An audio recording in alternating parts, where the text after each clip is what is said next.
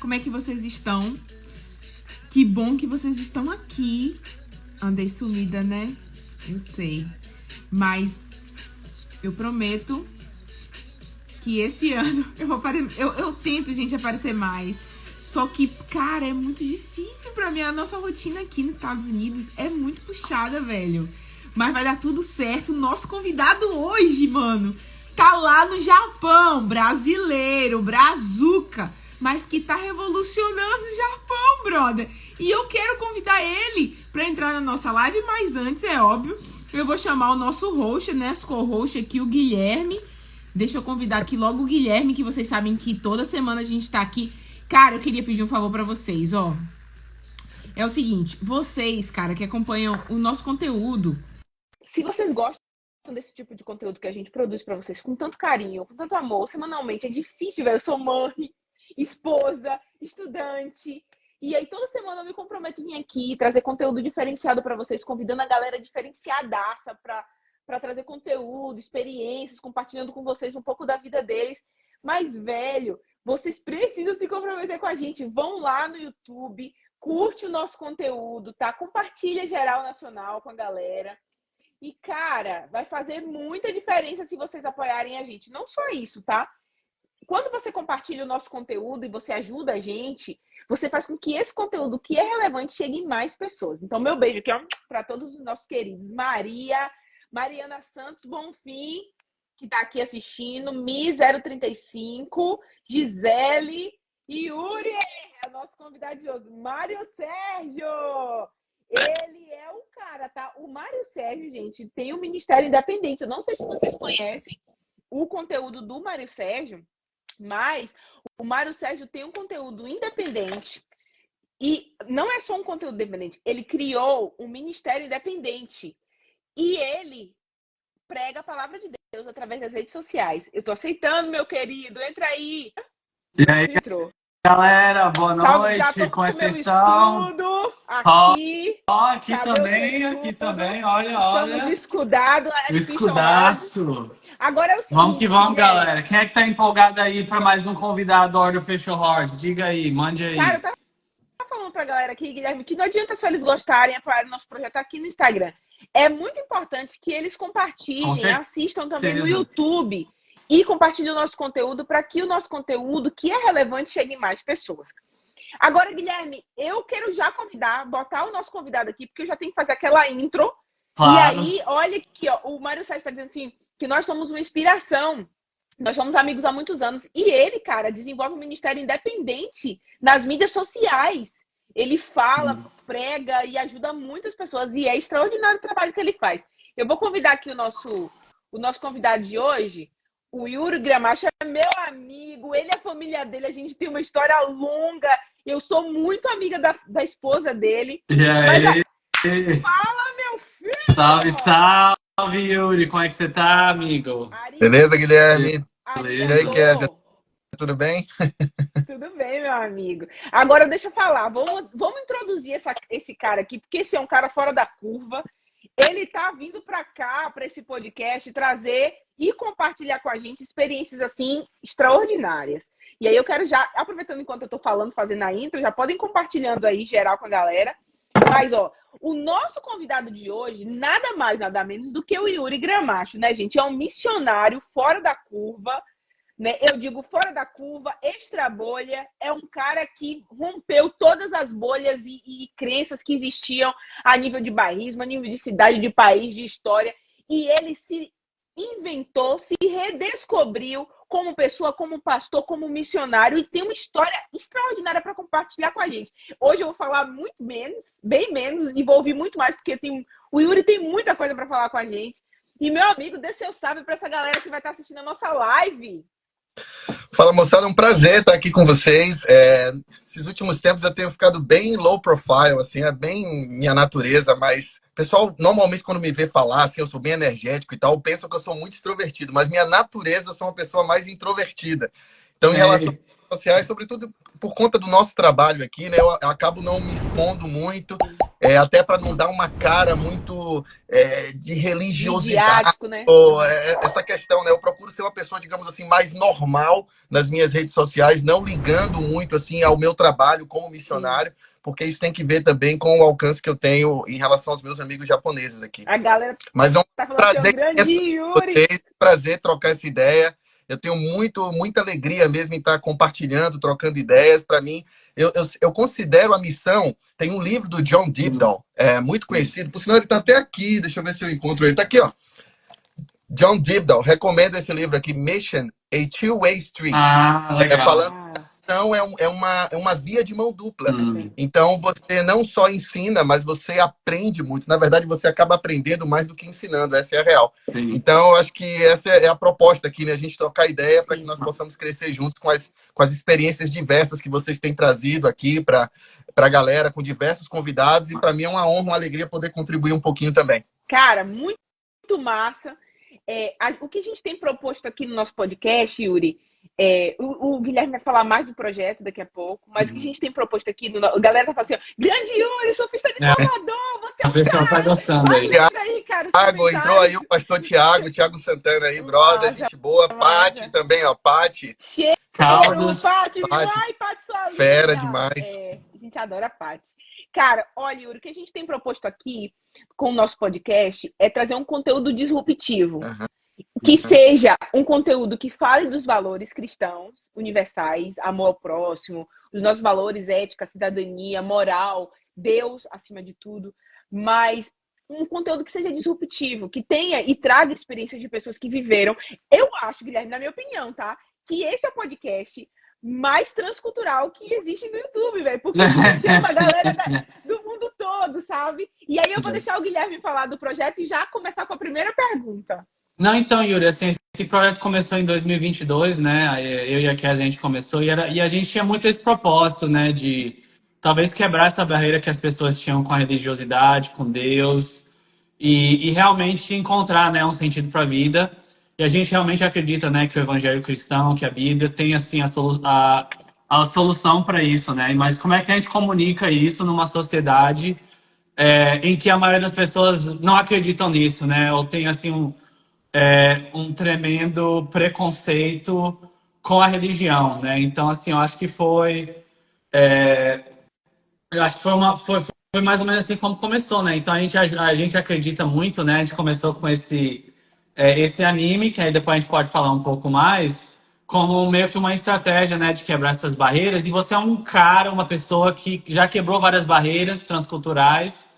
E a gente queria que você falasse um pouco, né, pro nosso público, o pessoal que está aqui nos assistindo, como foi, né, que você saiu lá de Salvador e foi parar no Japão. A gente sabe que antes do Japão você estava em outro lugar também, a gente quer ouvir isso.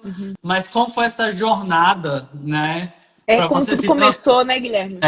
Exato. Beleza, bem resumidamente, né? Eu venho de uma família de base bem tradicional católica, ao ponto de quando eu tinha 7, 8 anos, na verdade, eu sentia uma espécie de vocação já religiosa desde aquela época. Eu lembro que eu queria ser padre, né? Porque essa era a minha, digamos, a minha realidade, né, religiosa da época. Era a forma que eu entendia servir a Deus, me dedicar de forma completa. E eu lembro, eu com 8 anos, alimentando esse desejo. Quando eu finalmente descobri que padre não podia casar, não podia namorar, eu meio que desisti, né? Mas na minha adolescência, eu continuei meio que nessa busca, nessa sede, por uma espiritualidade mais palpável, digamos assim, né? Algo que não fosse simplesmente seguir tradições ou ritos pré-estabelecidos e que não faziam muito sentido na minha realidade ali como adolescente. E foi nessa busca que eu realmente tive um encontro pessoal com Cristo e longa história, né? Fazer essa longa história mais curta, eu encontrei a Igreja Adventista, fui batizado, fiz teologia, me tornei pastor e comecei a trabalhar em Salvador como pastor, né, em diversos ministérios diferentes, né, trabalhando como capelão na escola adventista ali de Salvador, no CAIS, professor de religião também, depois pastor de igreja em Salvador e também ali no interior, na cidade de Catu. Tenho muito amor ali pela cidade de Catu, de lá. Igreja de Nazaré também, distrito de Nazaré. E depois de algum tempo eu fui trabalhar com jovens na região de Salvador, região metropolitana, né? Como líder de jovens, desbravadores, aventureiros. Foi um período muito legal, foi quando eu trabalhei muito próximo com a Paty, que está aqui com a gente, como grande líder de desbravadores que ela é. E durante esse período eu estava super feliz, cara, porque tinha tido nosso primeiro filho, eu e minha esposa, né, Laís, minha esposa, a gente tinha nosso primeiro filho, Kawai, A gente tava lá, né? pegando A gente tava lá. todo dia, assim, tava super animado, super feliz, né, cara? O Ministério Jovem, assim, bombando. Tínhamos acabado de fazer um Campuri Desbravadores, Aventuri e tal. Pô, muito massa, né? E aí, cara, do nada, Deus, é como você falou, né? Deus, ele é disruptivo. E ele meio que deu uma mexida, assim, na minha zona de conforto. Foi quando eu soube realmente de um projeto chamado Missionários para o Mundo, onde a igreja, a região administrativa da Igreja Adventista que cuida da América do Sul, desenvolveu esse projeto de enviar 25 famílias para a região do planeta com a menor presença cristã do mundo, que é uma região chamada Janela 1040, né, que cobre ali o Oriente Médio, o norte da África e parte da Ásia. E nós nos colocamos à disposição de Deus e da igreja. Não escolhemos o lugar para onde iríamos, participamos de um processo seletivo bem rigoroso, com entrevistas, e depois algo presencial, assim, com as famílias que haviam sido pré-selecionadas. Foi uma parada meio bop, né? Quem já assistiu o filme Tropa de Elite. Você até pede pra... um pouco... Capitão Nascimento. O seu estilo é bem parecido. Naquele estilo pede para sair mesmo. Era um negócio... para ver quem ia ficar na peneira, assim, um negócio bem radical, assim, meio que jogando a real do que realmente é o campo missionário, sem romantizar, sabe? Às vezes eu vejo as pessoas romantizando demais, e foi colocado ali a real pra gente, né? E algumas pessoas, inclusive, de fato desistiram, e a gente continuou ali firme, né? Poderíamos ter ido para qualquer lugar do mundo. Eu lembro que na minha entrevista, a pessoa que me entrevistou falou assim: eu acho que você tem um perfil muito legal para ir para o Sudão. Eu falei, cara, Sudão, guerra civil, tempestade de areia, temperatura de 50 graus. Eu falei, eu acho que vai ser meio complicado, mas tudo bem. Depois o pessoal falou assim, também você pode ir para o Marrocos. Eu falei, pô, Marrocos, cara, eu não falo francês. O que é que eu vou fazer lá no Marrocos? Não falo nem francês nem árabe, mas tudo bem. Pelo menos tem um surf legal lá também. Eu posso fazer um ministério com os surfistas, eu pensei, né? Boa. Ele falou assim, olha, mas eu acho que o seu perfil mesmo tá muito bom para ir para o Iraque. Foi nessa hora que minha perna tremia. Falei, caramba, velho. E aí, mas no final das contas, nós fomos mandados para um local completamente distinto, que foi a Mongólia.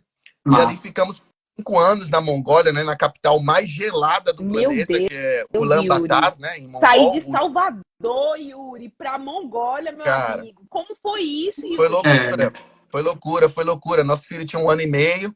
A gente saiu de Salvador com 27 graus. Eu tenho o print da parte de temperatura. 27 graus em Salvador, positivo. Quando nós chegamos na Mongólia, estava menos 27 graus. Então, foi literalmente esse oposto. Foi bem interessante.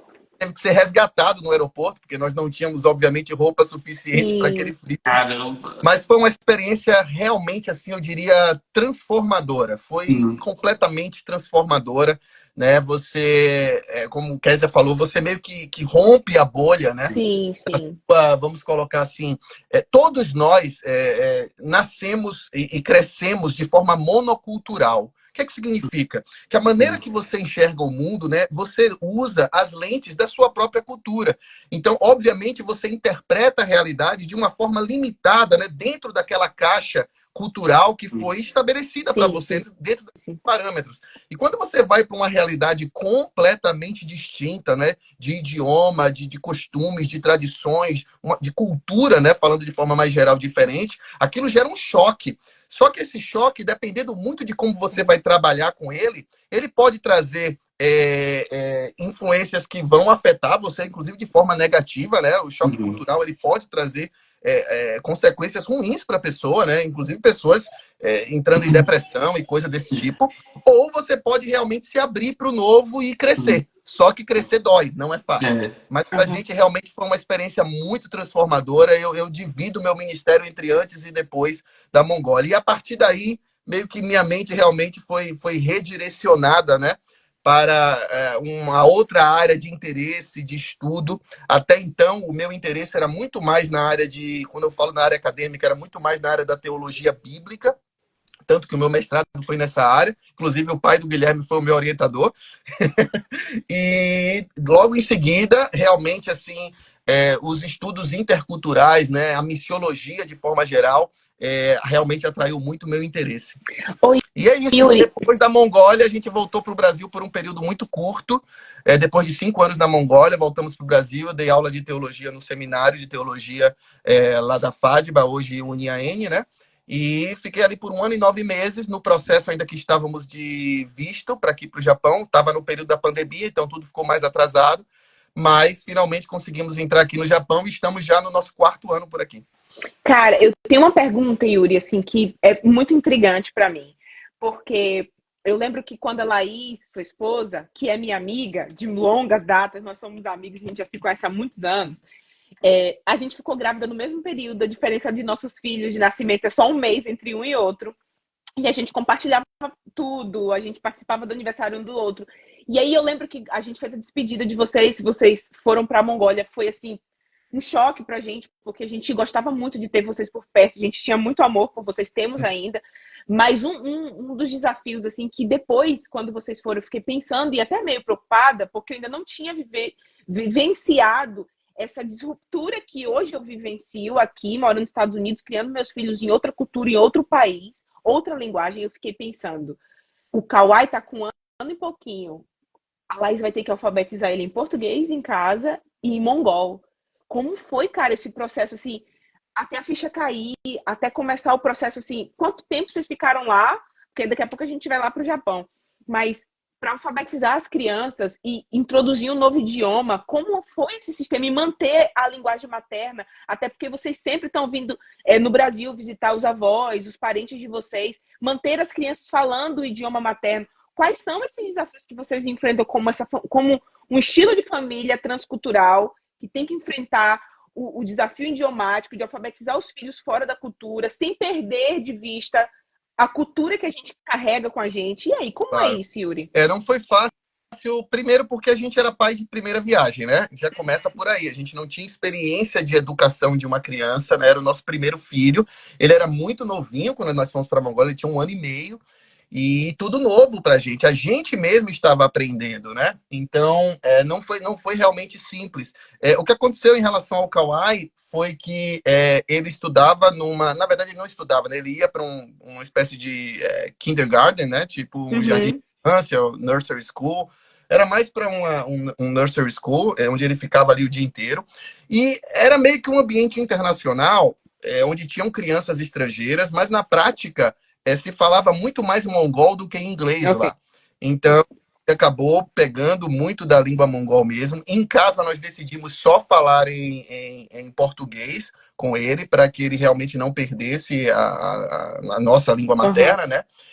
Só que ele consumia muito conteúdo em inglês na televisão. Muito. Ele assistia muito um canal chamado Baby TV e Cartoon Network também ele assistia muito. E acabou que nesse primeiro momento aí, na fase do desenvolvimento da linguagem, era muito interessante, porque às vezes em uma frase ele usava 3 idiomas da mesma forma. Às vezes ele estava falando em português e ele falava em português, mas usando a estrutura da lógica mongol, tipo o verbo no final. Sei lá, papai, pão, comer, quero. Tipo assim, entendeu? Como o mongol fala, né? Então era em português, mas com a lógica mongol. Então no início a gente ficou bastante preocupado. Mas com o tempo ele acabou indo ajustando, né? Do período que a gente ficou no Brasil também foi muito importante, porque a gente ficou 1 ano e 9 meses lá, então ele ficou completamente imerso num ambiente de língua portuguesa. Ele foi para a escola lá também, foi onde realmente a coisa refinou. Já com o nosso outro filho, o Kael, que nasceu na Mongólia, já foi um processo mais tranquilo, porque a gente já tinha vivenciado a experiência com o Kawai. Kawai foi meio que uma cobaia, né, coitadinho? E a gente aprendeu, né, com os nossos próprios erros e tal, e aí já ficou meio mais claro para o Kael, e até porque ele tinha o próprio irmão também para conversar. Eu acho que isso acaba facilitando quando tem uma outra criança a comunicação, e ele desenvolveu mais simples. Hoje, ambos, assim, falam japonês muito melhor que eu, de forma realmente muito fluente, eu diria até com uma naturalidade, né? Que não chega, obviamente, a um nativo, porque nativo é quando você realmente nasce e está totalmente imerso, seus pais são locais e tudo mais. mas eles acabam tendo mais contato com a língua japonesa do que com o próprio português. A verdade é essa, porque eles ficam o dia inteiro na escola, né? Escola em tempo integral, e só voltam para casa no final da tarde. Então, ficam poucas horas conosco aqui até dormir. Então, o japonês dele está desenvolvendo muito. E aí, o que você falou, Kézia, a Laís está experimentando agora de alfabetizar o Kael, né? Em português. Em português, já estava aprendendo a ler e escrever japonês e antes de ler e escrever português. Então, o Kawai, por exemplo, ele tem muito mais facilidade em ler e escrever em japonês do que em ler e escrever português. A verdade é essa. Então, a gente está tentando compensar isso com atividades. Yuri, ele foi alfabetizado em mongol e em japonês, ou a língua, o mongol é parecido com o japonês, então de repente o accent ele teve facilidade de aderir à nova linguagem? O mongol é parecido com o japonês só na estrutura gramatical da língua, assim, a lógica da língua, né? O mongol, o coreano e o japonês são bem parecidos, assim, a lógica da língua. Tanto é que o coreano aprende muito rápido o mongol e vice-versa, porque é meio que uma lógica parecida, só o vocabulário que muda. Agora, a pronúncia é muito diferente. Eu acho que a pronúncia do mongol é bem mais difícil, inclusive, do que a do japonês. Mas o Kawai não foi alfabetizado na Mongólia, porque na época ele era muito pequenininho, então ele não ia para a escola formal ainda, né? Ele era mais brincadeira e tal, então ele não chegou a aprender a ler. E muitas dessas coisas acabaram, não é que esquece, né?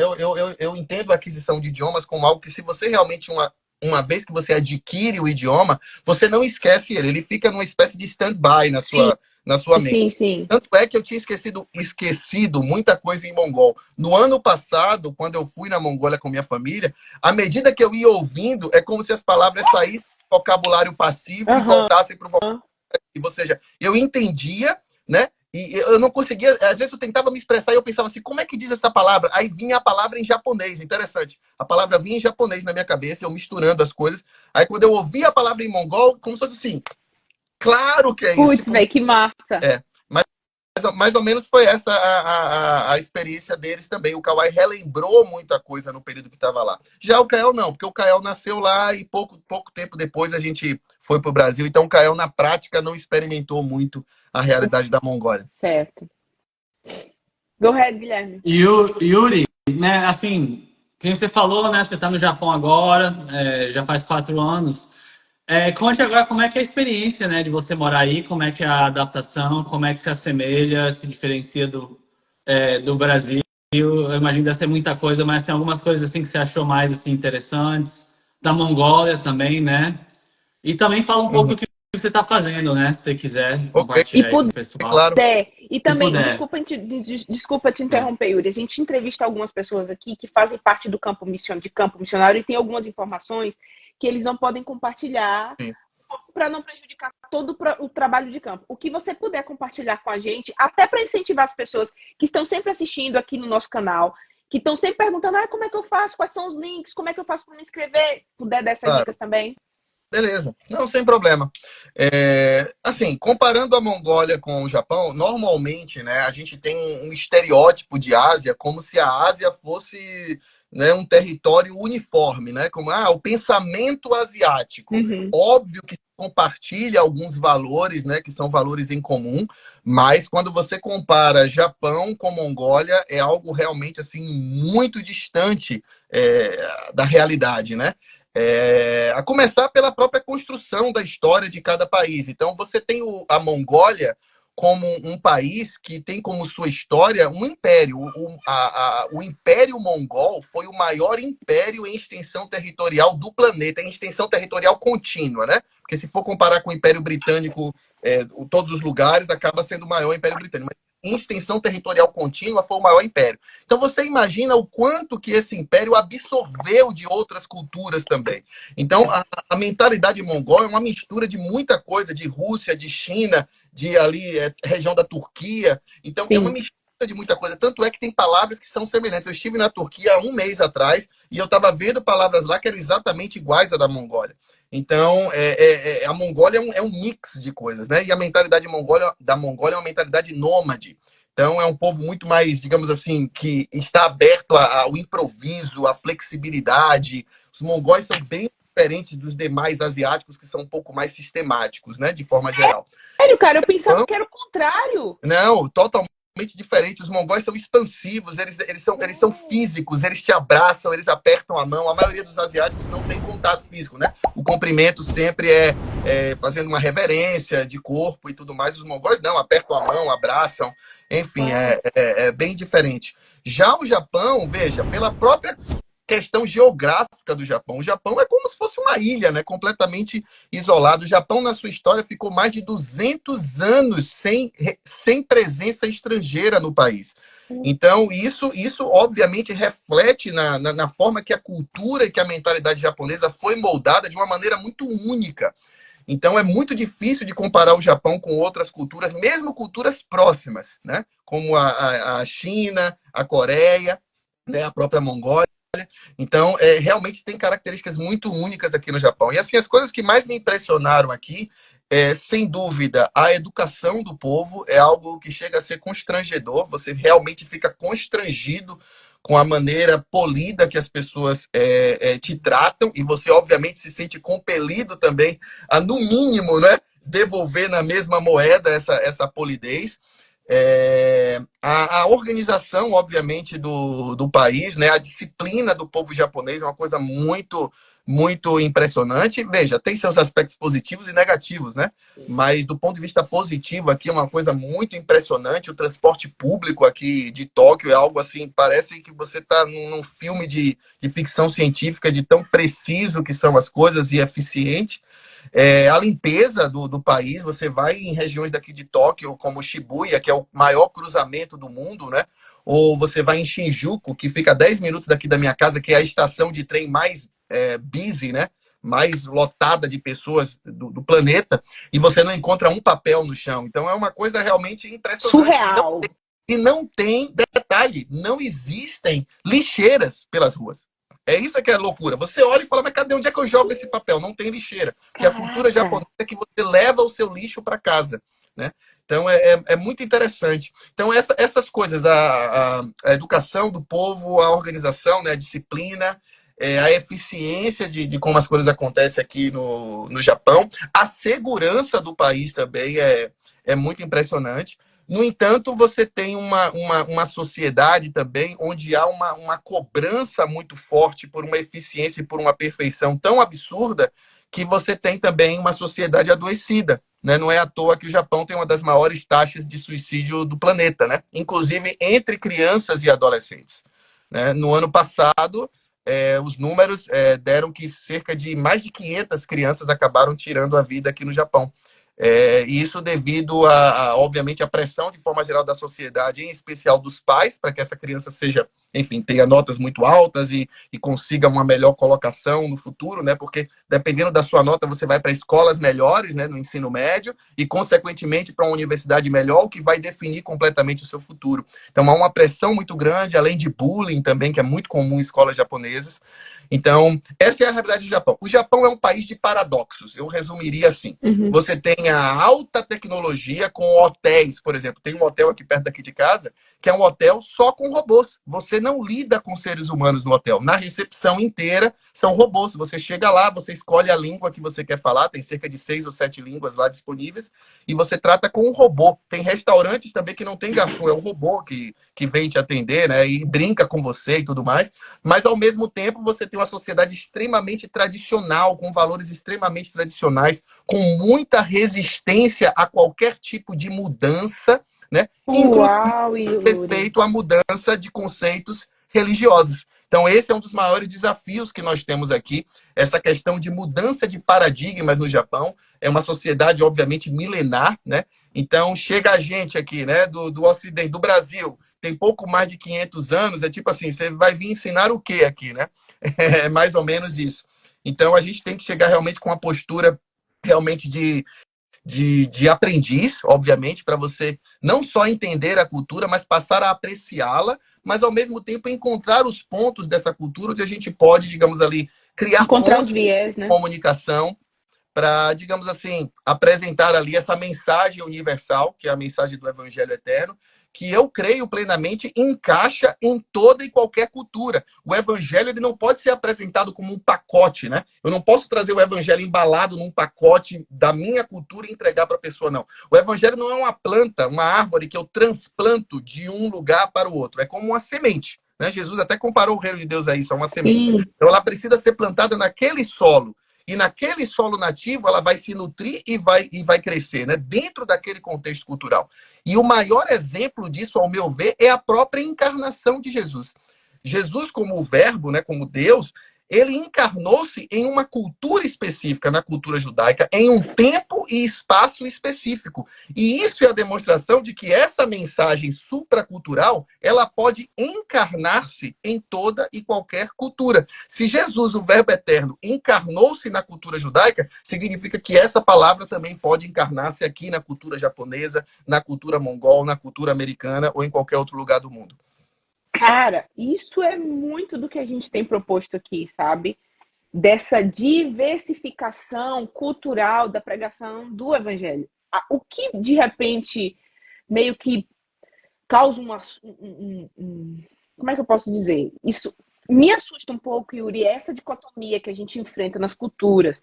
Porque a gente traz muito das nossas bolhas, das nossas crenças, e a gente quer inserir as nossas crenças na nova cultura e quer que o outro que vem em um contexto de vida, tem uma cosmovisão diferente da nossa, ele aceite a nossa visão. E a experiência que eu queria compartilhar contigo, com base nisso que você está falando, é que hoje Jamilson, ele trabalha no Hospital Adventista aqui em Chicago, e uma das coisas na classe que ele faz, porque para você poder se tornar um capelão no hospital, você tem que fazer como se fosse um outro mestrado, né? Sim. E uma coisa extraordinária, primeira coisa, são pessoas de diversas religiões que fazem essa especialização. Sim. E aí uma das coisas que ele compartilhou comigo, Yuri, é que eu achei assim, que meio que me bugou. E isso me desconstruiu, me buga, mas depois me desconstrói. Ele falou assim, amor, eu não tenho que estar ali falando de Jesus como a gente fala no Brasil. No Brasil existe uma cultura de, aceita Jesus, agora é o seu momento, e meio que uma imposição sobre o cristianismo, sobre o outro. Uhum. E essa catequização precisa ser respeitada em ambientes que são diversificados. Por exemplo, apesar da instituição ser uma instituição religiosa, adventista, mas ali você vai encontrar capelões católicos, você vai encontrar capelões presbiterianos de diversas outras religiões, judeus, budistas, inclusive, porque eles precisam atender às demandas da diversidade de pessoas que estão ali. E esse respeito às camadas de religião que existe, aos conceitos religiosos que existem, me assustou, mas que me destravou, porque eu pensei assim, cara, aquela pessoa encontra alento naquela verdade. E por quê? Qual o desafio, Yuri, que você hoje encontra? Eu não sei se eu estou sendo prolixa, mas eu acho que você está entendendo o contexto do que eu estou querendo dizer. Qual o desafio que você encontra de falar sobre Jesus Cristo em uma cultura que tem muitos deuses, que tem o budismo, que é algo muito forte, que a gente não pode, inclusive, falar que o budismo... Eu aprendi isso com o Mavi, ele falou que a gente não... De repente, não é interessante a gente falar que o budismo é uma religião, é um conceito, que é um macro para os asiáticos. Mas como é falar do Jesus Cristo em uma cultura tão politeísta? Porque aqui eu sinto isso, Yuri. Aqui, por exemplo, eu tenho amigos que são judeus. Eu participei da Páscoa deles ontem não, na segunda-feira. E, cara, eles seguem um ritual, eles leem, Yuri, como se o povo estivesse saindo do Egito. A Páscoa que eles comemoram não é a Páscoa que nós cristãos comemoramos, porque a gente acredita que a Páscoa, a nova Páscoa, né, o novo concerto, foi a morte de Jesus na cruz. Então a gente comemora a Páscoa agradecendo pela morte de Jesus na cruz, pelo Messias, pelo Salvador. Eles não. Eles comemoram a saída do Egito. Eles falam sobre as pragas, sobre a libertação, sobre o pão asmo. Todo o ritual. E eu filmei, e eu até postei aqui nos meus stories. Então, é desafiador pregar para pessoas que vivem em contextos religiosos diferentes. Quais são os desafios que você enfrenta? Tendo que pregar, não tendo que pregar, mas mostrar Jesus para pessoas que têm religiões diferentes, com linguagens diferentes. Sem dúvida. Antes de entrar nesse ponto, só um detalhe sobre esse assunto que a gente estava falando. Eu já tinha mostrado um livro aqui do John Dibdall. Esse livro aqui, ele tem essa versão dele em português, né? Ele foi escrito originalmente em inglês, mas ele tem essa versão em português. O Evangelho e a Diversidade das Culturas. Chamado O Evangelho e a Diversidade das Culturas. É um livro que eu realmente recomendo muito para quem tem interesse sobre esse assunto. Para mim, uma das melhores obras sobre o assunto que a gente está discutindo. É um escritor, Yuri? Só para o pessoal saber. Não entendi, desculpa. O autor. O autor Paul Hibbert. Paul Hibbert, antropólogo. Esse aqui é a versão em português, especificamente da editora Vida Nova. O título original dele em inglês, caso alguém tenha interesse em encontrar no Kindle também, eu não sei se tem a versão dele em português no Kindle, mas a versão original em inglês eu tenho certeza que eu tenho.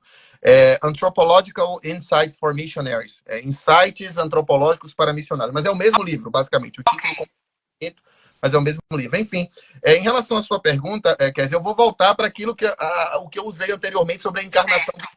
Eu penso que toda verdadeira missão, ela parte desse pressuposto encarnacional, né? Toda verdadeira missão, ela precisa ser encarnacional, independente se é uma missão transcultural ou não. Nós precisamos, assim como Jesus, encarnarmos na realidade que as pessoas estão vivendo, para que a gente possa se misturar com elas, entendê-las, entender a sua realidade, porque a gente precisa fazer parte daquela comunidade. Eu não posso ser alguém que está chegando de fora com um senso de superioridade. Eu estou vindo aqui para salvar vocês. Em missiologia, há uma expressão chamada complexo do Salvador branco. Né? Uau!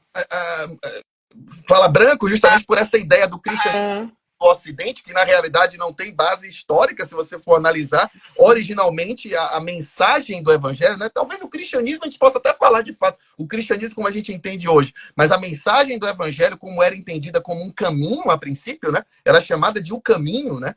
Então, essa mensagem do Evangelho, ela não começou, né, na Europa ou nos Estados Unidos. Então, tem suas bases, são de outra região do planeta, né? Então, mas na prática, a missão ela precisa ser encarnacional, ao meu ver. Então, eu creio que as pessoas aqui no Japão, na Mongólia, em qualquer outro lugar no mundo, aí nos Estados Unidos, elas vão ler primeiro a nossa vida do que a nossa Bíblia. Uau, Yuri. É ser a Bíblia, né? Ser a Bíblia. Quando elas começam a ler a Bíblia, elas vão perceber que elas já haviam lido aquilo, mas na sua vida. É isso que precisa acontecer. E aí é que aquelas palavras vão soar para ela com sentido, porque elas vão ter visto essas palavras de forma encarnada em você. Foi isso que fez a diferença entre a pregação de Jesus e a dos fariseus. Jesus basicamente estava usando a mesma base teológica dos fariseus, que era a Torá, né? A mesma fundamentação, né? Teórica, digamos assim, né? Que era o que nós hoje temos como o Antigo Testamento. Mas Jesus, ele não só falava sobre aquilo, ele encarnou aquilo, ele era a própria palavra. Então, as pessoas ouviam e diziam, não, esse homem não fala como os fariseus e os escribas, porque ele fala com autoridade. E essa autoridade não vinha de um diploma de mestrado ou de PhD. Essa autoridade vinha de um carpinteiro, filho de carpinteiro, que tinha sua paternidade, inclusive, questionada durante toda a sua vida, né? Quando falavam assim, não é este o filho de Maria? Quer dizer, a descendência dele não tinha certeza da sua descendência paterna, né? E esse homem, né, que não tinha estudado na escola dos rabinos, ele tinha autoridade. A autoridade dele vinha de uma vida coerente, encarnada com aquilo que ele pregava. Então, essa é a primeira coisa. Eu acho que a gente realmente precisa viver, encarnar essa realidade. Segunda coisa, para que eu faça isso, eu preciso também encarnar a realidade local. Eu não posso simplesmente pegar essa considerar, né? E entregar de uma forma, sabe, abrupta. Eu normalmente comparo com você pegar, por exemplo, um diamante. Se eu pegar um diamante, uma pedra preciosa e caríssima, né? Mas se eu jogar no rosto de alguém com agressividade, a tendência da pessoa é se proteger. Ela não vai agradecer a você, né? Se você jogar, porque é a forma que você está entregando aquilo. Mas se você preparar, colocar numa caixinha bonita e tal, e entregar para a pessoa, óbvio que ela vai receber com carinho. Então, a mesma forma é a mensagem do Evangelho. Às vezes eu percebo as pessoas, às vezes com boa intenção, né? Uma paixão de querer realmente levar a mensagem e aquela urgência, temos que salvar o mundo, de novo, complexo do Salvador branco, cuidado com isso, né? superioridade, etnocentrismo, temos que ter cuidado com isso, acharmos que a nossa cultura, que o nosso jeito sempre é o melhor, ou é a referência, né? A minha cultura é a referência. Então, a minha forma de viver o cristianismo se torna uma referência para os outros e eu acabo impondo aquilo. Então, muito cuidado com isso.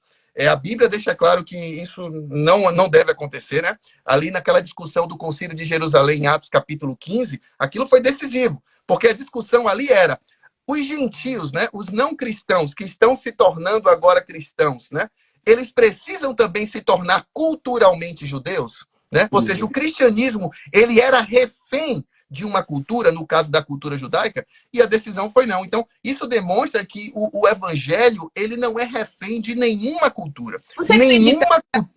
Nenhuma cultura detém a patente do evangelho. Você acredita que o evangelho, nesse contexto, ele conseguiria ser expansivo? Não digo expansivo a nível de disseminar a palavra, o evangelho, mas expansivo a nível de adequação. Quando Paulo diz, fiz-me tudo para com todos. É esse nível de expansão que Paulo estava querendo dizer?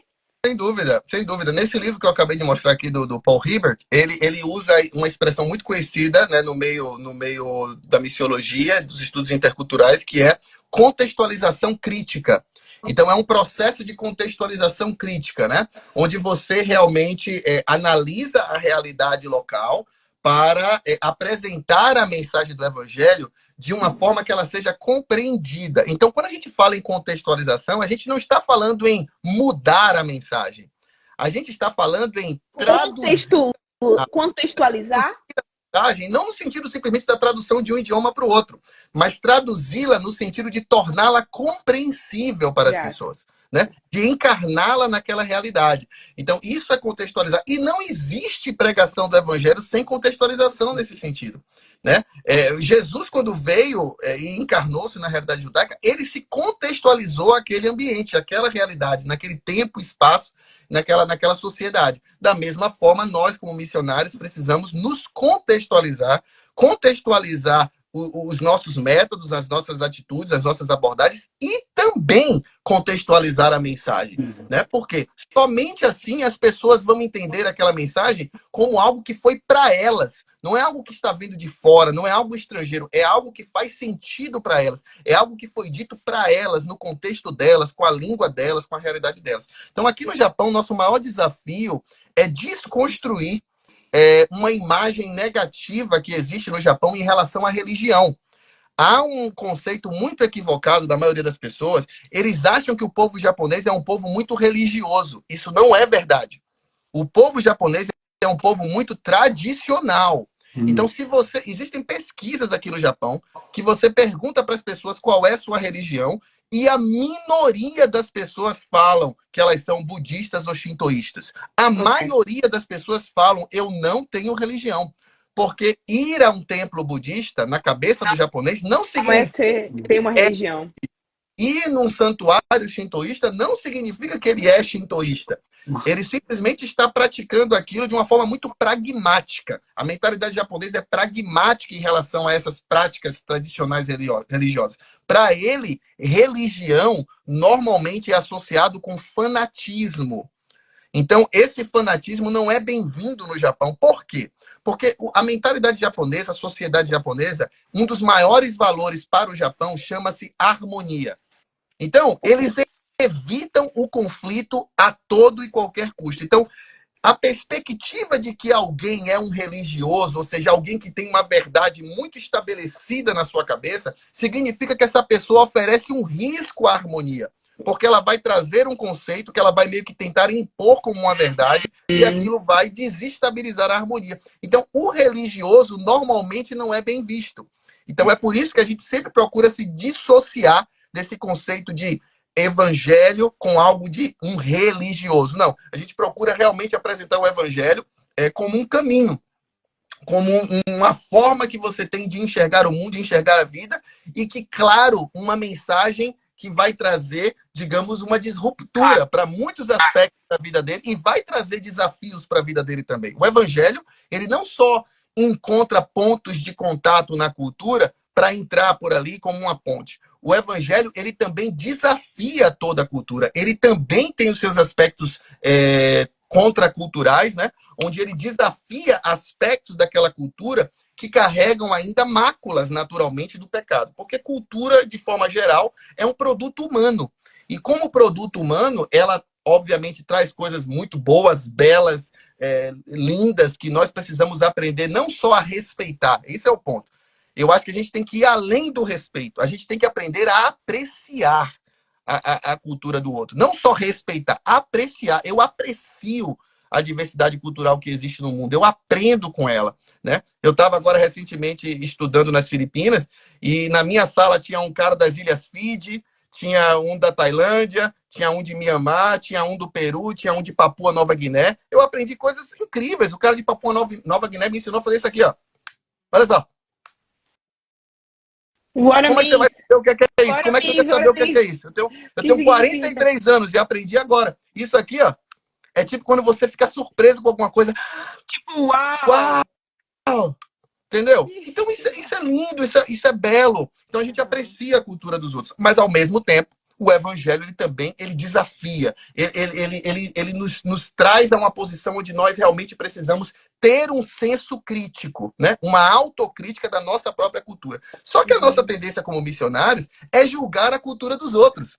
Mas a gente normalmente nunca realmente analisa a nossa própria cultura, os nossos próprios padrões, coisas que a gente traz no nosso cristianismo que não tem nada a ver com a essência do evangelho.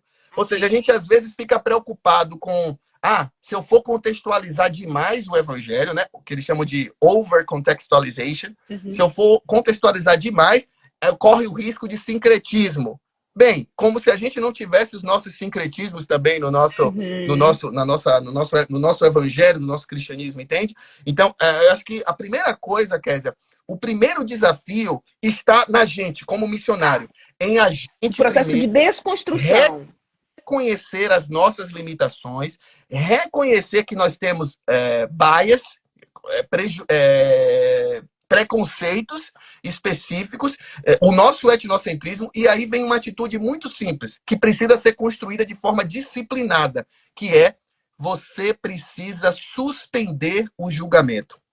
Suspender o julgamento significa quando você se depara com algo diferente ou estranho, ou às vezes até que te causa uma certa repulsa, algum comportamento que te causa uma repulsa, a sua tendência é ler aquilo com as suas lentes culturais e automaticamente colocar um label, colocar um rótulo em lugar.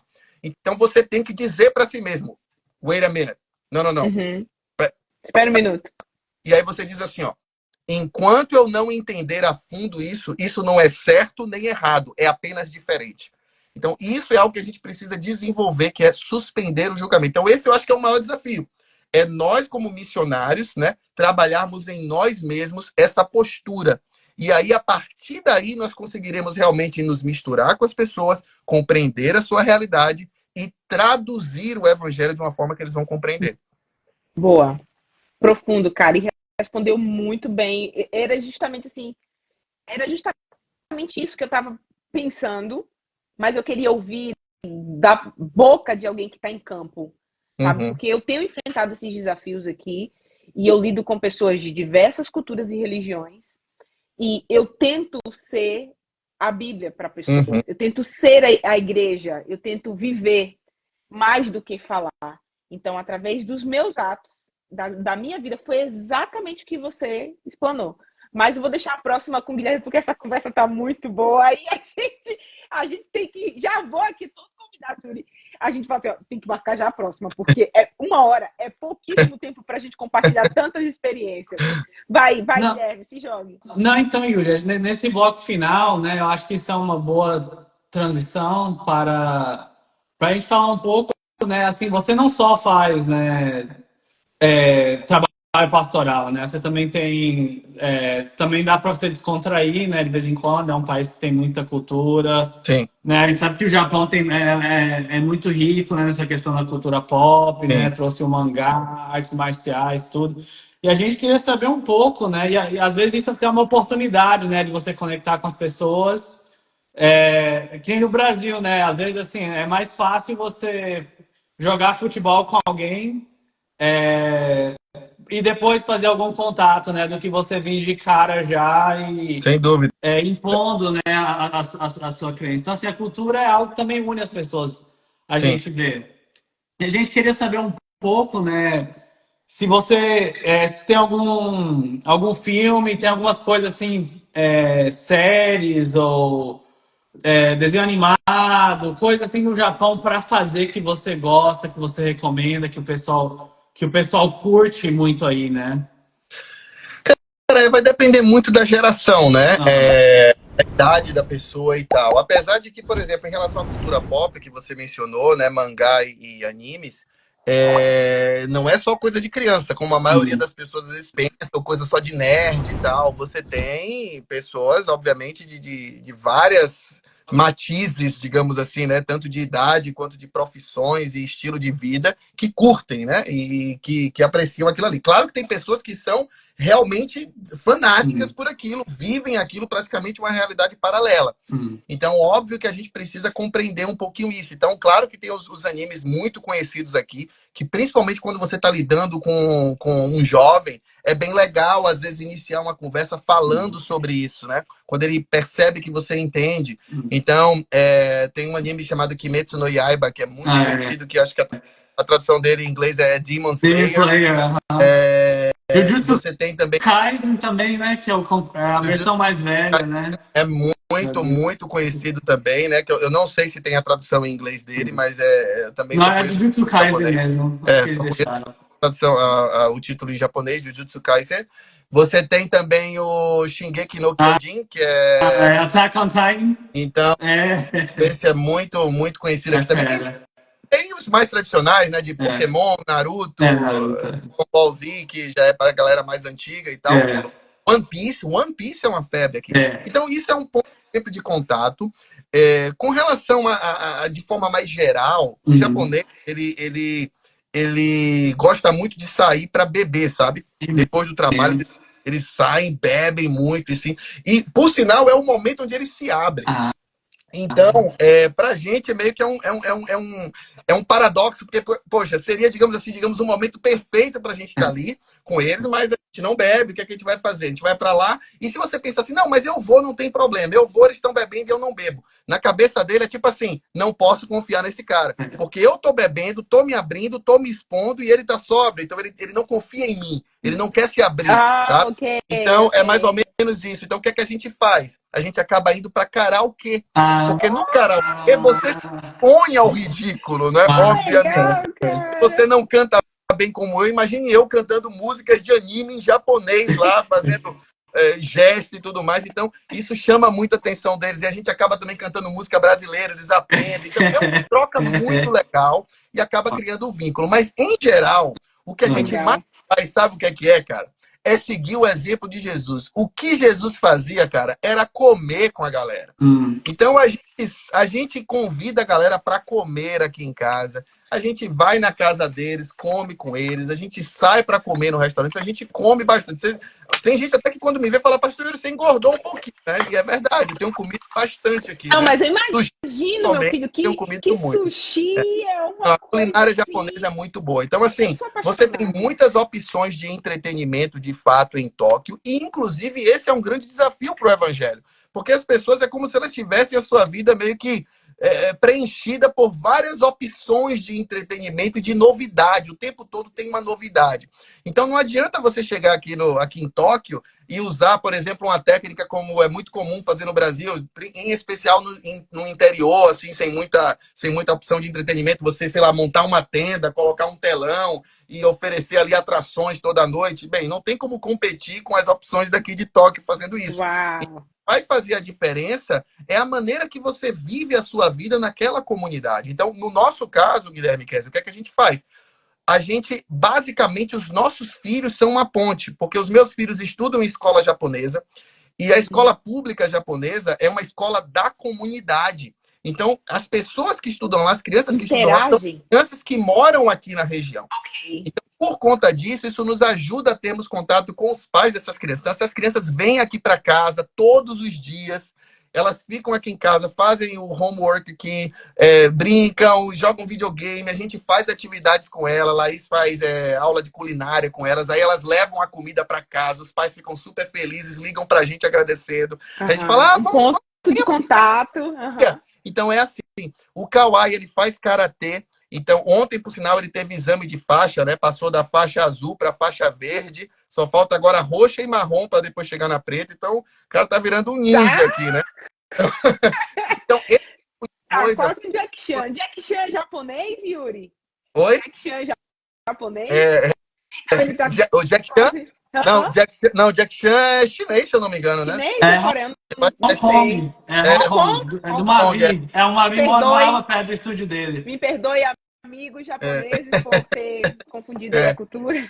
Então, isso acaba fazendo com que a gente se integre, né? Então, na verdade, assim, a gente procura, como eu falei, a gente procura viver uma vida normal, de um residente normal, né? Só que a gente procura justamente, né, quebrar alguns desses paradigmas. Exemplo, o estrangeiro é visto no Japão como alguém, como eu falei, que meio que quebra a harmonia. Porque normalmente o estrangeiro quer fazer as coisas do jeito dele, não respeita a cultura japonesa. Então, quando o japonês percebe que você não só respeita, como você aprecia, então isso dá uma abertura muito grande, né? Ele começa a se sentir à vontade com você, e isso faz com que ele se abra. E outra, quando você se mostra vulnerável. Eu acho que muitos de nós cristãos, em especial líderes cristãos, têm uma tendência a querer mostrar uma vida que não é muito real, sabe? A gente quer meio que mostrar como se a gente fosse um super-homem espiritual. E isso, ao invés de ser positivo, ele acaba sendo negativo em vários aspectos. Porque, primeiro, você vive uma vida hipócrita, então isso causa uma tensão psicológica absurda no indivíduo. Segundo, que você não transmite realidade, e as pessoas olham para você e pensam, poxa, eu nunca vou chegar nesse nível. E pior, quando elas descobrem que você não é aquilo gera uma frustração tremenda. Imagina. Então você não vê a Bíblia escondendo problemas dos seus grandes heróis. Você não vê a Bíblia escondendo problemas que Davi teve, que Moisés teve, que Abraão teve, você não vê. Por quê? Porque essa é a beleza do Evangelho. A beleza do Evangelho é trabalhar com pessoas comuns, falíveis, que têm as suas lutas, os seus pecados, e através dessas pessoas revelar, na graça de Deus, o poder de transformação de uma vida. Então, quando a gente se mostra vulnerável para as pessoas, isso gera uma resposta recíproca. As pessoas pensam, poxa, se ele não está tendo medo, se ele não tem receio, se ele está confiando em mim ao ponto de demonstrar sua vulnerabilidade, eu também posso ser vulnerável diante dele. E foi isso que Jesus fez. Deus se tornou vulnerável diante dos olhos humanos, quando na cruz do Calvário, Jesus, completamente nu, coberto ali com os nossos pecados, com a vergonha dos nossos pecados. A vergonha, né? Pois, né? Como um Deus vulnerável, ele se vulnerabilizou, e na sua vulnerabilidade ele mostrou o seu verdadeiro poder e a sua verdadeira grandeza. Então, quando nós nos vulnerabilizamos para as pessoas, nos mostramos como pessoas comuns, mas que estamos caminhando com Deus, e que Deus nos aceita, nos perdoa e nos transforma dia após dia, essas pessoas também se sentem, digamos assim, confiantes, né? De experimentar, eu diria, um pouquinho desse gostinho do que é seguir esse caminho. Então é isso que a gente procura fazer aqui. Cara, olha, entrou tanta gente aqui, Yuri, do IAN, até o Forlan aqui, que eu tenho anos. Fala, Forlan. Gente. Gente, é um prazer ter vocês aqui. Vocês que vão assistir no YouTube, essa live vai ficar gravada apenas por 24 horas aqui no Instagram, e depois ela vai para o YouTube para você poder ter acesso a todas essas informações de forma íntegra, na íntegra. Agora, Yuri, eu queria compartilhar contigo algo assim que é muito extraordinário. Uma das coisas que me fez entrar no projeto Artificial Heart, eu já tinha empresa de importação aqui nos Estados Unidos há 4 anos aproximadamente, quando o Guilherme falou assim, Kézia, eu queria te convidar para entrar nesse projeto como minha sócia. Eu tenho apenas o esboço e a gente vai desenvolver esse projeto. Inicialmente a ideia, Yuri, era só que a gente transformasse o rascunho do que ele já tinha engavetado desde 2013 em um mangá. Ele falou, porque a tendência do mercado e tal, e a nova geração curte muito esse tipo de conteúdo. Só que aí a gente começou, eu tenho muito contato com muitos empresários de vários lugares do mundo, a gente começou a dialogar, e um desses empresários dele falou assim pra gente, por que vocês não transformam esse livro em uma série na Netflix ou num streaming americano e transforma em 2 temporadas, 8 episódios, cada um. Eu falei, ai meu Deus, isso é muito big pra gente. E aí eu comecei a orar, e eu falei com o Guilherme comprou a ideia, a gente começou a falar com a produtora, né, que está produzindo o material, que inclusive um dos produtores trabalha para White Horse e também para a Marvel. E aí ele adorou a ideia e falou assim, vamos fazer reunião, vamos distribuir, vamos falar com a galera. E a gente começou a reunir com produtores da Nickelodeon, por exemplo, que produz Paw Patrol e outros tipos de conteúdo, começou a se interessar nesse tipo de conteúdo que a gente está produzindo. Descobrimos o motivo, Yuri. Descobrimos que existe muito mangá no mundo, né? Só que não existe mangá com cunho que traz os valores tradicionais cristãos. Só que esse mangá, ele é diferenciadaço, porque ele é baseado no livro de Dostoiévski, Irmãos Karamazovski, né? Brothers Karamazovski. E aí, isso aí é a alma do negócio, porque Dostoiévski, ele traz a sua essência da literatura russa com muita profundidade, e o Guilherme teve a habilidade de transformar isso em um conteúdo sci-fi, ficção científica. Muito legal. Cara, é uma pegada, assim, Yuri, surreal. Aqui estão alguns personagens, a gente já tem alguns mechãs, a gente tem mugs, a gente tem xícaras, garrafas, bonés, capinhas de celular, capas de fones de ouvido. Só que tudo isso são estratégias. Por que eu estou contextualizando isso? Tudo isso, Yuri, é uma estratégia que a gente utiliza para pregar o evangelho também. Nós somos missionários em cada esfera que a gente atua e a gente pode usar os nossos dons e as nossas habilidades para sermos a Bíblia viva para as pessoas. Sem dúvida. Então, o Guilherme tinha uma ideia extraordinária, de um autor extraordinário, e ele teve a brilhante ideia de trazer isso de forma contemporânea para as novas gerações, geração Z, geração Alpha, milênios. E aí a gente falou assim, fome com vontade de comer, jogamos no mercado e os produtores ficaram enlouquecidos, só por um motivo. Eles descobriram, aí a gente pegou o nosso site e a gente fez versão português, espanhol, inglês e japonês, porque a raiz do mangá é no Japão. Sim. E um dos motivos da gente estar conversando contigo hoje é porque a gente sabe como isso é forte na cultura. Os idosos consomem mangá no Japão. Sim. E aí, quando o Guilherme falou isso para mim, a gente foi fazer uma pesquisa de mercado, a gente descobriu que existia uma demanda reprimida de 2,9 bilhões de dólares, tipo, parado no mercado, esperando esse tipo de conteúdo, não tem ninguém produzindo. Quando a gente jogou isso na mão dos produtores, os caras falaram assim, a gente quer isso. Agora vocês precisam gerar conteúdo, ter engajamento, conversar com as pessoas, compartilhar, fazer esse trabalho, se transformar em um projeto transcultural. Uma das razões que a gente te convidou, primeiramente porque a gente tem paixão pelo trabalho que você desenvolve, porque a gente acredita que você é um cara disruptivo, que tem uma mentalidade de evangelho como a gente está querendo levar. E a gente quer, Yuri, ter a oportunidade um dia de fazer com que você que está aí no Japão, de repente, possa levar, de repente, um projeto como esse para as pessoas que estão aí, seus amigos, comunidade, amigos, filhos dos seus amigos. Imagina esse material com os valores tradicionais, falando sobre Deus, sobre moral, ética, poder chegar na mão de alguém que, de repente, acha que não tem mais nada no mundo para agregar, porque eu já tenho tudo. Eu já estou abastardo, não preciso de mais nada. Claro. Eu tenho essa... Quando eu te ouvi falar do Japão, eu tive essa sensação que as pessoas aí estão cheias de... Vou usar uma expressão metafórica. Estou de barriga cheia, estou feliz, estou abastado, não preciso de nada. Nada que você traga para a minha cultura vai me satisfazer, porque o meu país me proporciona tudo. Sim. Mas a gente sabe que não acaba aí, né? E aí, nos minutos finais que a gente tem aqui, eu queria que você deixasse a sua mensagem para as pessoas que estão assistindo e que vão assistir no YouTube essa live. Qual é a mensagem que você diria para as próximas gerações sobre os desafios que a gente tem sobre a pregação do evangelho, sobre se é possível continuar pregando o evangelho e como fazer isso? Sim. Bem, primeiro agradecer aí o convite, né? Acho que foi sempre muito legal trocar ideias e estar com pessoas que têm uma visão, como você falou, disruptiva, e a gente precisa disso diante dos desafios contemporâneos que a gente tem. Realmente são assim, eu diria que do ponto de vista humano, se você analisar dentro de uma perspectiva humana, é praticamente impossível, né? Cumprir a missão dentro daquilo que Deus estabeleceu para nós, que é de fazermos discípulos em todas as nações. Quando a gente fala todas as nações, a gente não está falando de países, né? Mas de people groups, né? Então, é uma infinidade de línguas e de tradições. Então, eu diria o seguinte, primeiro, né? É meio que óbvio, mas a gente tem que falar o óbvio para que ele não seja justamente esquecido por ser óbvio, né? Eu diria o seguinte, aqueles que querem realmente se dedicar e em algum momento viver talvez ou uma experiência curta ou uma carreira missionária fora do país, eu diria que tem que investir em idiomas, invista primeiramente no inglês, eu diria, como língua franca, digamos, hoje, no mundo. Ela normalmente vai servir também de base para você começar a ter contato com outros idiomas. Então, invista sem dúvida no inglês.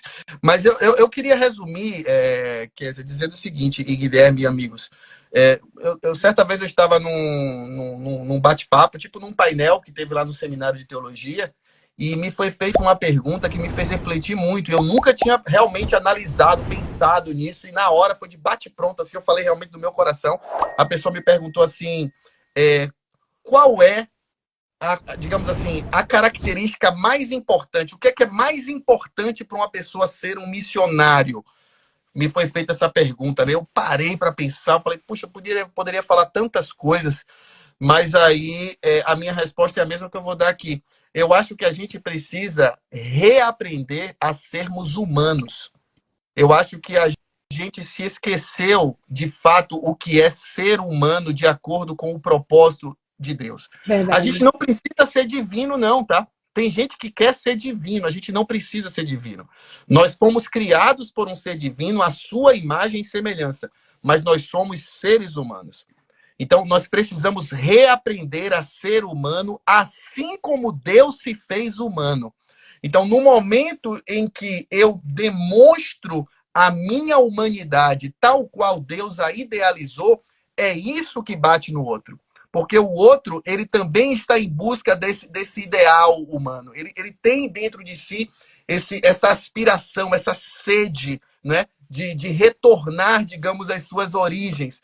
Então, isso foi que impactou as pessoas. As pessoas viram Deus, um ser divino que se tornou humano e que demonstrou essa humanidade em sua plenitude. Então, eu diria isso. Precisamos voltar a ser mais humanos, a realmente termos sensibilidade, a nos aproximarmos das pessoas com respeito, com carinho, com amor, com simpatia, com misericórdia, com compaixão. Então, se a gente demonstrar esses valores humanos, que na prática têm sua origem em Deus, certamente o mundo será impactado com a mensagem do Evangelho. Porque a mensagem do Evangelho é isso. É uma mensagem de restauração, é uma mensagem de reconciliação. Reconciliação da raça humana com Deus e a reconciliação do homem, do ser humano, com outro ser humano. Então, para isso, eu primeiro preciso reconhecer, né, a perda, digamos assim, em vários aspectos da minha humanidade. Então, se nós realmente formos humanos, tal qual Jesus foi humano, Deus foi humano, certamente a palavra de Deus se encarnará onde quer que você esteja, porque as pessoas verão Jesus em você e na sua vida. Cara, você foi muito profundo, Yuri. Galera, bate palma aí, manda aí a mãozinha batendo palma. Essa live foi extraordinária, mano. Você simplesmente resumiu tudo que eu acho que todo cristão que tem um coração inclinado para a missão sente. E, na verdade, você parafraseou o sentimento das pessoas que nos acompanham, sabe? E eu tô muito honrada a gente já tinha tentado fazer uma live, mas por causa do fuso, né, Yuri, a gente nunca tinha conseguido, mas que bom que deu certo, cara. E eu queria dizer para você como a gente está feliz, sabe? De ter ouvido as suas histórias, de ver que tem alguém que está comprometido aí do outro lado do mundo, falando assim, cara, eu tô aqui, não desiste não, você que tá aí também, você também pode realizar na tua comunidade, no teu espaço, pequenas ações. Eu tô muito feliz por essa live e eu queria muito agradecer a você por ter cedido um pouco do teu tempo e compartilhar com a gente. A gente ama vocês de coração. Um cheiro na minha lalai, que eu amo muito. Obrigado. Os meninos. E aí eu falei, quando vocês vierem aqui nos Estados Unidos, tem que vir visitar a gente tá indo aí no Japão visitar vocês. Tá bom, as portas estão abertas. Casa é pequena, casa japonesa não é tão grande quanto as casas americanas. A gente fica em hotel. Tem espaço suficiente. Vai, Guilherme. Amigo, obrigado aí novamente, né? Faço as palavras aqui, as minhas também, né? No sentido de a gente agradece aí a sua presença. E venha novamente, né? Você está convidado aí, quem sabe fazer uma live aí no futuro, outra. E foi um prazer ter você aqui conosco. E obrigado aí pelas palavras. E desejo tudo de bom para você, sua família, na sua jornada aí, né, na Terra do Sol Nascente. Valeu, valeu, galera. Um forte abraço para todo mundo aí, né? Eu tô falando, tô vendo mensagens subindo aqui de pessoas, grandes amigos aí, né? E para não ser tão injusto, eu não tô citando nome por nome, mas grande abraço aí para toda a galera que está aqui. Tem gente muito querida aqui, amigos realmente de longa data. Fico feliz aí também com a presença da galera aí. Um forte abraço para todos. Gente, um beijo, um abraço, um cheiro para todos vocês que estão aqui assistindo a gente no Instagram agora ao vivo e que vai assistir depois no YouTube. Não esqueça de acompanhar as novidades na nossa loja. Já fica aqui, Yuri, já ouve o merchan. Nosso site é www.artificialheart.com.com e lá você vai encontrar a nossa loja com todos os nossos produtos. Como é que você pode apoiar esse projeto para que esse projeto chegue a mais pessoas? Você precisa comprar os produtos e a gente está entregando atualmente aqui nos Estados Unidos através da Amazon. A gente está entregando também na Shopee no Brasil e na Amazon do Brasil também. Por enquanto, daqui a pouco em algum país aí de fala hispana e daqui a pouco também, quem sabe, né, Yuri, aí no Japão, a gente vai estar distribuindo esses materiais. Esses materiais, todo o dinheiro arrecadado desses produtos que são vendidos, eles são convertidos única e exclusivamente para a produção desse mangá, desse filme que vai virar uma série em breve no seu principal streaming aí, para você poder assistir junto com sua família, tá? Beijo no coração. Abraço, pessoal. Tchau, tchau. Um abraço e nos vemos na próxima semana. Fiquem ligados porque vem muita novidade por aí aqui nesse canal. Valeu, gente. Valeu, galera. Valeu. Um abraço. Tchau.